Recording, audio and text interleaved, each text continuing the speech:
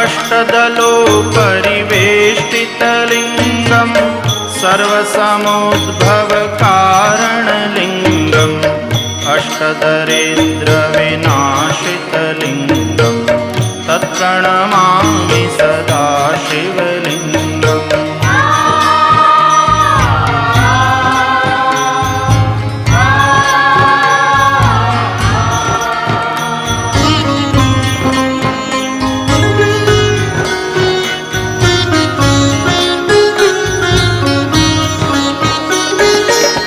सुरगुरु सुरवर पूजितलिङ्गं सुरवनपुष्पसदार्चितलिङ्गं परात्परं परमात्मकलिङ्गं तत्प्रणमामि सदा शिवलिङ्गं तत्प्रणमामि सदा